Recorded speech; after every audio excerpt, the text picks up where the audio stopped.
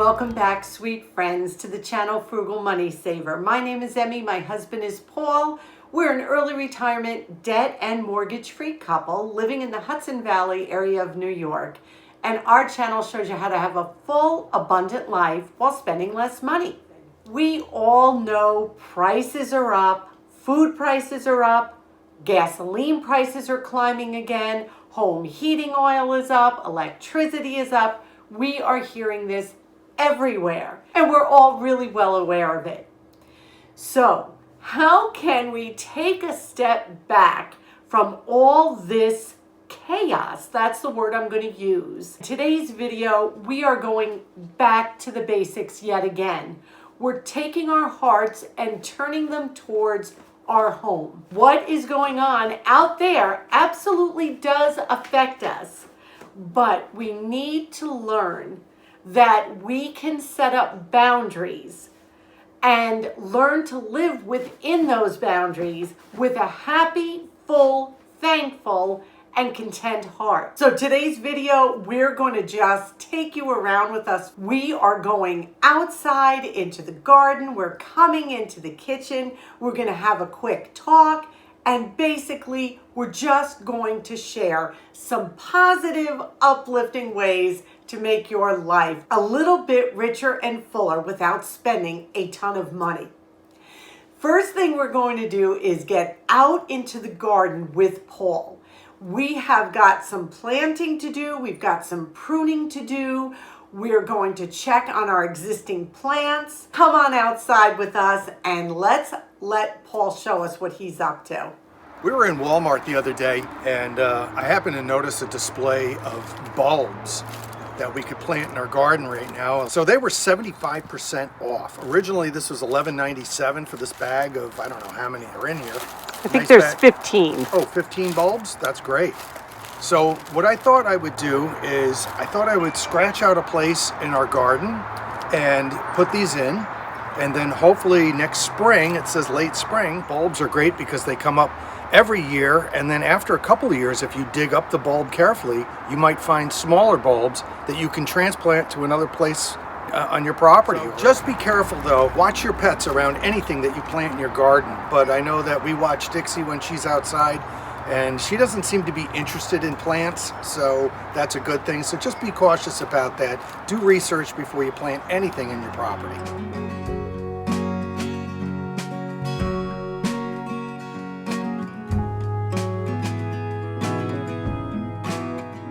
This is my little bulb planter, and it's pretty neat. It's got increments right here of how many inches. So up to this line is 4 inches, and that's going to be perfect for these bulbs. And you just force this down in the soil, push the button, and the dirt comes out. I spread the bulbs out. They sit about 6 inches apart, so that's just a rough 6 inches apart where I'm going to plant them. So I'm going to take my little bulb tool here, place it into the soil, turn it, and that's pretty much where you want to be. You're going to set this bulb in so these little roots are going to be down in the dirt. So this is the direction the bulb goes in. You just take your cup, hit the trigger. There it is. How easy is that? We're planting these here because they're tall, and we have this rock wall that's been here since the 40s, and they will look just so lovely here.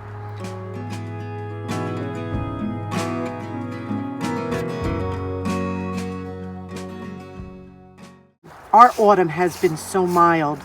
What about I'm still getting roses? The advantages of growing your own food. You're still getting fresh tomatoes that are just as sweet as they were in the summer at the beginning of November. Do you all remember the beautiful leaves from just like a week and a half ago?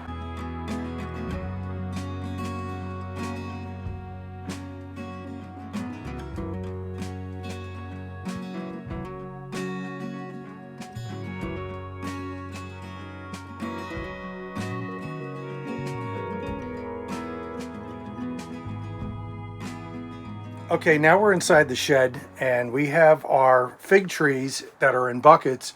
I brought them in before the frost. I didn't want the frost to kill the plants. So what I'm going to do now is these things are growing way too fast inside the shed. They're already budding. I'm going to trim this back. I want these to be small bushes, not large trees. First thing I'm going to do is cut off this guy right here. He doesn't need to be there. Just like that. Now this, I'm going to look for where the leaves were coming out and go up about 6 inches. So there's a leaf right there. I'm going to cut him off right here. So now to this one, same thing. We have a little sprout coming up inside the pot. We don't want those. We're going to cut that off right at ground level. Same thing with this guy. We're going to come up about 6 inches or more. Here's a leaf spot. I'm going to cut them off right here. And we're going to continue with the rest of the plants.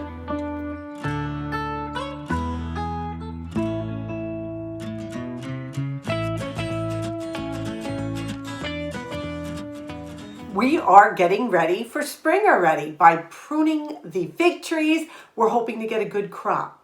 By planting those beautiful bulbs now, come late spring, we hope to have some gorgeous perennial flowers that will come up year after year.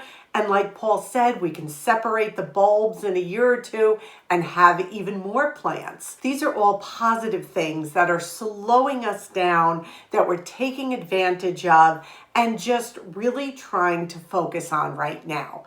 There is a lot of chaos out there, outside our four walls, and I'm sure a lot of people are feeling this. So what can we do to just take a step back? The first thing Paul has done is cut back on the amount of news he watches. Now, I have always been a non-news watcher. I figure if it's something big, someone will tell me, we'll be alerted. But Paul really was immersed. He shut it off. He's not looking at the news on his phone anymore. And it's really impacting his attitude, I have to say. What do you think? Oh, absolutely. I mean, one thing you don't want to do is watch 11 o'clock news at night and then go to bed. It's just, you just sit there and replay everything in your head like a drive-in movie theater. And you ruminate over it. That's what you do. So that is one thing that he has stopped doing. We also set boundaries. And I have shared this with you before on what we watch, what comes into the home, what we partake in. We have to be true to who we are. And no amount of outside influence is going to change that. So be firm in who you are, the beliefs you have, and basically what you stand for. Very important. Engage in positive activities. A positive activity can actually be washing the dishes or washing clothes. These don't have to be negative things. It's what our mind is dwelling on while we're doing them. Be present. Feel the soap on your hands as you're washing dishes. Smell the clothes when you bring them in off the line. These everyday mundane tasks can take on a whole new meaning when we start really focusing on being present while we're doing them. And another big thing is you are not your belongings. As we are trying to simplify our lives and we are trying to take a more positive approach on day-to-day life, we need to remember we are not our belongings. It's not how much you have. It's not how much your neighbor has. It's not how much people are telling you you need to have. Finding that balance with yourself. Bring spirituality into your life. We are Christians. We practice our Christianity and we hold dear to our Christianity. Now, this is not me preaching. This is just telling you who we are and what we do to bring some positivity. And you have to be true to who you are. Just a little encouragement. Remember, when you need a little time out from what's going on out there, come on over to our channel and visit with us for a while. We always love to have you. We are headed over today to see Paul's mom and dad. And I know so many of you ask about them all the time. They are doing well. We haven't been able to really film them lately. There's been a couple health issues, but they're doing really well. Today we are heading over And I am going to get into the kitchen with you right now. We're going to bake them a special treat, and we will bring it with us when we head over today. There's something so comforting about baking for someone else. And today we are headed over to visit with Paul's parents. I made them their meal of the month last week, but I figured I could bring them a loaf of pumpkin chocolate chip bread today. This is a simple bread, delicious. We're going to need 1 3/4 cups flour. And in this flour, I also added 1 teaspoon of baking soda and a pinch of salt, 2 eggs, 1 cup of pureed pumpkin, not pumpkin pie filling. This is pure pumpkin. A 1/2 cup of some kind of light tasting oil. This is vegetable. You can use canola, whatever you prefer. Now the recipe calls for 1 1/2 teaspoons of cinnamon, 1 1/2 teaspoons of nutmeg, and a 1/2 teaspoon of ginger. I have pumpkin pie spice, so I'm going to be using that. But the original recipe will be listed down below. I've got a 1/4 cup of the mini chocolate chips. They love anything with chocolate in it. I've got 2/3 cup brown sugar. And then the recipe did call for 2 tablespoons of water. But I read the reviews and everyone said to possibly add yogurt or sour cream instead. It makes it a little moist and it gives a little richness of flavor. So I have 2 tablespoons of just plain Greek yogurt there. But you could use sour cream. That's our ingredients, and wait till you see how simple this is to put together. First thing we're going to do is take our oil, put that in our mixing bowl, our cup of pumpkin, 2 eggs, and we do compost the shells in our garden compost, and then our 2 tablespoons of yogurt. All I'm doing is whisking this all together. As Paul and I have been discussing, we're trying to really live a simpler life, get back to things that are a little bit slower paced, recheck our priorities again. This is an ongoing lifestyle, and we are just finding out that it is just working so much better for us. And we hope we can encourage you to slow down a little bit too and just be present in everything we do. That is all whisked together nice and easy. Now we're going to take our flour and our baking soda and our pinch of salt, and just a little bit at a time, we're going to whisk this in. We don't want to overmix it because that makes the bread tough. Some of our brown sugar as well. The rest of our flour. At this point, I have switched over to a spatula and I am just folding the ingredients in, the rest of the brown sugar. I'm going to add about 1 1/2 teaspoons of pumpkin pie spice as well. The original recipe will be linked down below. I think that will be a perfect amount of spice. We're also adding our 1/4 cup of chocolate chips, just folding it in. We greased our loaf pan with my butter wrapper. I love these. Always keep your butter wrappers. Store them in the refrigerator. You can get a really good pan greasing from one of those. Now we'll just add our batter. This came together quickly and easily. And now I'm just going to take a little turbinado sugar, which is actually sugar in the raw. And I always put that on the top of my breads and baked goods. Just gives it a little sweet crunch.